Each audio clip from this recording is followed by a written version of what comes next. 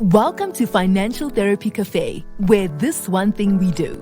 Forgetting what is behind, letting go of old money beliefs and self-imposed limitations that don't serve us. We invite you to come dine with us. Together, let us elevate our money consciousness and mindset so that you can live a richer, fuller, more abundant life. Be ye transformed by the renewing of your mind. My name is Sarah. Welcome to Financial Therapy Café. We are located right at the corner of, above all things, I wish that you may prosper and be in good health in the wonderful city of, even as your soul prospers, St. John III. Our zip code is 1 verse 2. Today I want to talk about using bad words with our kids. Yes, I can't afford it is a bad word.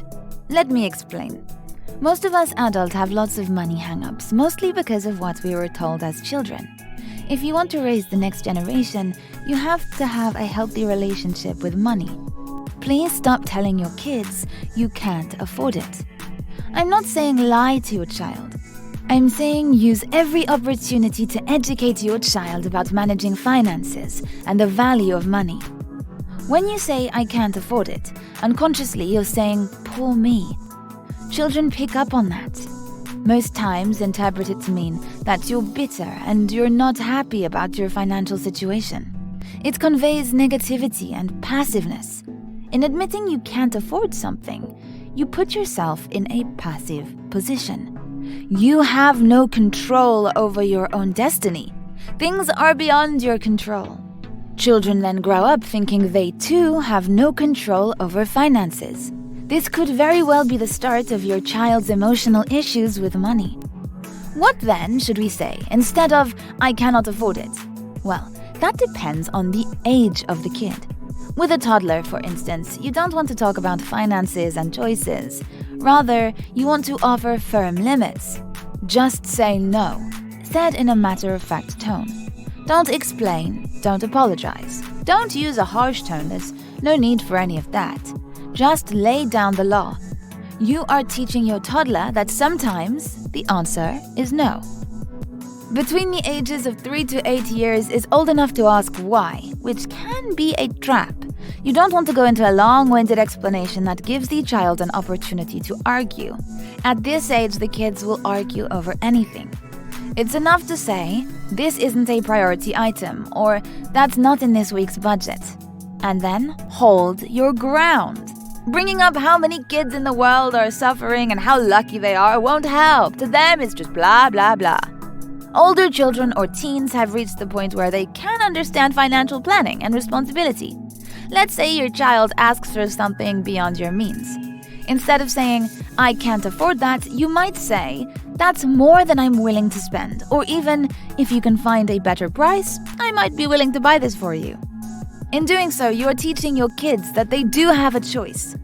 Teach them that making the choice not to purchase this or that item changes things and puts them in the driver's seat as an active participant in how you live your own life. That the amount of money in your wallet doesn't rule you. Rather, you rule by taking responsibility for how you spend what you have. Planning and budgeting is a great thing. Nothing dire is going to happen as a result of any of these choices. You're not suffering. You have everything you need. It's okay to have chicken instead of steak. It's okay to wait to buy that dress until the summer, when you don't have to pay school tuition. But most importantly, teach them the ability to think beyond current circumstances. Activate their thinking ability to explore ways to get what they want, without talking themselves out of wanting something just because they have not figured out a way to get it. For example, if your teenagers ask to go to a summer camp rather than, I can't afford it, explain to them while you too think it could be amazing to go to camp, you had not budgeted for camp this summer. Then suggest they look into camp scholarships, explore ways to raise the funds, paid chores, sell something they don't need, new business ideas. Otherwise, closing out every chapter with I can't afford it limits your child's ways of thinking. Thinking it's not enough, there will never be enough. And this is where the scarcity mentality stems from. The earth is the Lord's, and the fullness thereof. There is abundance in every corner. teach them to embrace abundance. Teach them to ask, how can I afford this? Financial Therapy Café. We nurture abundance. We nurture abundance. Financial Therapy Café. We nurture abundance.